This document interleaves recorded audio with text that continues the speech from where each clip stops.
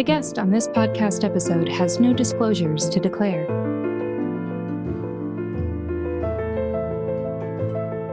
Hello, everyone, and welcome to another episode of JCO After Hours, the podcast where we get in depth with authors and manuscripts that have been published in the Journal of Clinical Oncology.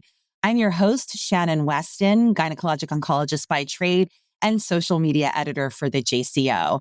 And it is my pleasure to welcome Dr. Tsao, a research fellow in medicine, Department of Medical Oncology, Dana-Farber Cancer Institute, Boston, Massachusetts. Welcome. Thanks for having me. Of course, and we're going to be discussing your very important work, The Prevalence and Cancer-Specific Patterns of Functional Disability Among U.S. Cancer Survivors, 2017 to 2022, which was published in the Journal of Clinical Oncology on April 4th, 2024. And Dr. Tsao has no conflicts of interest in regards to this podcast. So let's get right into it. I'd love to level set. Can you speak a little bit about the definition of cancer survivorship and the number of cancer survivors currently in the United States? I think this is an important question because someone have confusion about the definition of the cancer survivorship. So based on the definition by the National Cancer Institute, cancer survivorship refers to the phase of life following the diagnosis of cancer. And nowadays, it's estimated about 18 million American individuals are living after diagnosis of cancer. And this number is projected to rise to 26 million by 2040. Wow. So obviously, any research that we can do in this population is going to be so important as that number absolutely continues to grow. And before we get into the specifics of your work, I'd love for you to speak a little bit about the importance of functional disability, which is what we studied in this work, and why it might be observed in cancer survivors. Yeah, sure. So maintain physical function is fundamental to perform life tasks and engage in fruitful job. In terms of the cancer survivors, many cancer survivors experience side effects from cancer and its treatment. This side effect usually including the pain, fatigue, musculoskeletal dysfunction, which can induce physical limitation and eventually physical disability. And specifically, this is such a burden for U.S. social, societal, and economic burden. Here I have the specific number.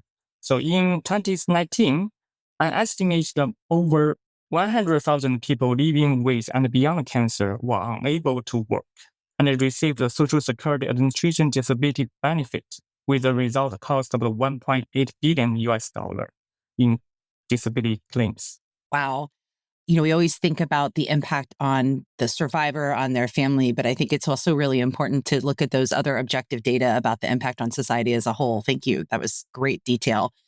Do we know anything about who might be proportionately more affected by cancer-induced physical impairments and disabilities? Actually, this is the key question for our manuscript. But before we developed the hypothesis, we also look at the data from the general population. So usually we observe that racial minorities and underserved population, such as people with lower socioeconomic status and living in the rural area, and also those with unhealthy lifestyle behavior, for example, smoking, obesity, and physical inactivity, are more likely to have physical limitation and disability.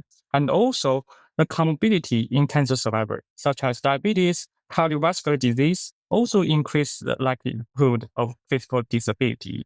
We also hypothesize that the cancer survivors, particularly for the cancer patient, are currently receiving the cancer treatment, for example, chemotherapy and radiation therapy. They also are more likely to report side effects from the treatment, also have the reduced physical function. So we also think the cancer patients during the treatment also have a higher likely chance to be physical disability. Absolutely. That makes sense. And that really dovetails nicely into the objective of your study. So we'd love for you to briefly summarize your objective and the methods you employed to achieve that goal. Yeah, sure. We used the 6-year data, 2017 to 2022, from behavioral risk factor surveillance system to investigate prevalence and factors of functional disability in over 47,000 cancer survivors and 2.4 million adults without cancer diagnosis aged 80 years and older. And we specifically focus on two types of functional disability. The first one is mobility disability, which is defined as self-reported severe difficulty walking or climbing stairs. And also another one is self-care disability, which is defined as self-reported difficulty dressing or bathing. And also, we examine the factors, for example, social demographic characteristics, lifestyle behavior, and health-related factors, and some cancer-related factors, how these factors related to the functional disability. Okay, great. So before we get into your findings, I'd love to hear just a little bit more about the BRFSS, the Behavioral Risk Factor Surveillance System. Why did you choose data from this survey for your study? This is a very key question because nowadays there are no specific cohort study for the cancer survivor. And also, actually, at the population-based study, there are no field data specifically for the cancer survivor. But fortunately, in the United States, the CDC conducted several national representative surveys to examine the health status in the people living in the United States. So we use the data from the behavioral risk factor surveillance system. We also call it BRFIS. So BRFIS is a nationwide telephone-based survey conducted by the CDC and collects information on health-related risk factors and chronic medical conditions among the U.S. adults aged 80 years or older, and specifically for our papers, because recently the BRFIS also adding a section on the cancer survivorship, which including a lot of the variables on cancer diagnosis, cancer type, and also cancer-related factor symptom. For example, the cancer or cancer treatment-related pain.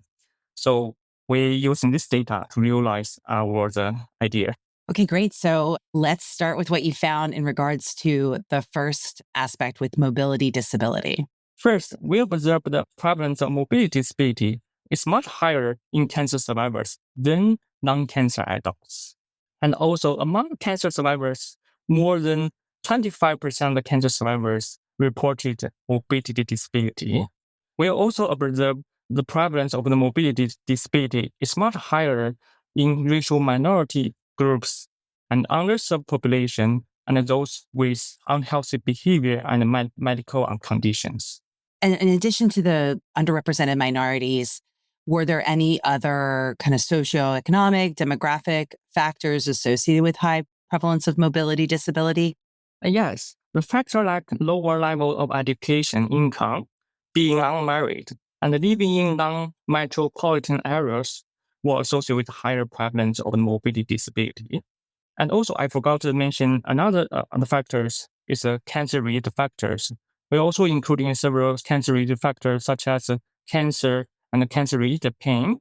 So we also observe a higher prevalence of the mobility disability in people, in cancer survivors with cancer and cancer-related pain. We also see the prevalence of the mobility disability is much higher in the patients who are currently receiving the cancer treatment than those already complete the cancer treatment.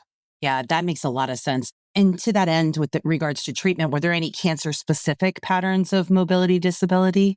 Yeah, and also I think this is another strength of our study because the BRFIS have large sample size, which clearly we evaluate the mobility disability in over 47,000 cancer survivors. So which allowed us to do the cancer-specific pattern of mobility disability. We observed that the survivors of lung cancer and brain cancer and bone cancer have a highest prevalence of mobility disability. And interestingly, we also observed that the women cancers also have, for example, ovary, cervical cancer survivors also have higher prevalence of mobility disability. Probably you know better than me, but I just tell the data. Well, it's interesting. I was thinking it seems like we have a lot, but I have no obviously frame of reference with other cancer types. So it's intriguing to me that that's, definitely what we see in our clinic. So I'm intrigued to understand more about this. But before we get into kind of next steps and that type of thing, I do want to make sure we touch on that other aspect that you looked at, the self-care disability. Can you give the listeners a little bit of an idea of what you found there? The self-care disability is kind of the more severe of the functional disability, which means that we say kind of is lower prevalence compared to the mobility disability, but still the patterns or factors associated with the self-care disability is much similar with mobility disability. The interesting finding is that in terms of the mobility disability, we find that older survivors are more likely to report mobility disability than younger survivors. In contrast, in terms of the self-care disability, younger survivors are more likely to report than the older cancer survivors. You've touched a little bit on some of the socioeconomic and demographic factors that were different with self-care disability. Was there anything else that really caught your eye, cancer-specific factors or anything else like that? Yeah, besides this, I think that also we observe that women are more likely to report self-care disability. I think also this is driven by the cancer-specific, particularly the woman cancers, have a higher prevalence of the self-care disability. Well, it's definitely something for me to take back to my clinic. Now that you've covered all these results, how do your data compare to existing literature in this area? Yeah, we have kind of doing comprehensive literature review when we discuss our result and compare with existing literature. Our result is quite aligned with previous literature. And particularly the racial ethnic minority have a higher prevalence of physical limitation and physical function decline. But our paper focuses on the physical disability, which is much severe than the physical function. And also, we also look at another study conducted in the Australia.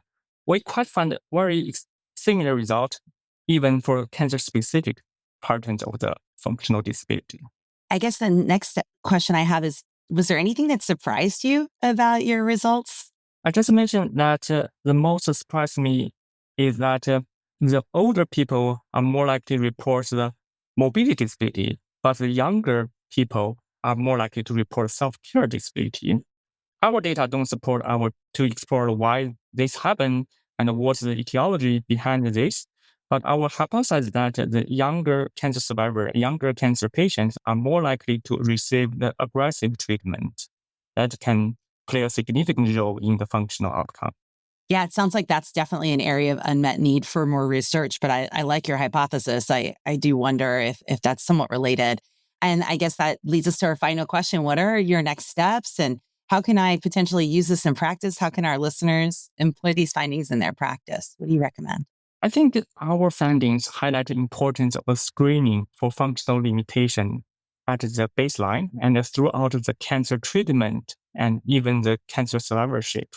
Oncology provider also should encourage patients to be physically active, and also American Society of Clinical Oncology and also American College of Sport Medicine recommend the regular exercise during the treatment can help cancer patients preserve their fitness and reduce the incidence and the severity of the cancer-related disability. And also providers also can provide referral to rehabilitation service and support group for additional care. For next step, our finding highlights the importance of developing ways to limit the long-term side effect of cancer treatment, both during and after treatment, to preserve physical function and prevent disability. Particularly, targeted intervention should in particular address the special need in vulnerable population, including the racial ethnic minorities and those residing in the rural areas, to improve their quality of life during a long-term survivorship. And also, due to the advance in the technologies, now we want to see whether wearable devices can be a novel tool to monitor the physical functions during the treatment, because better monitor can lead to the better treatment and the prevention.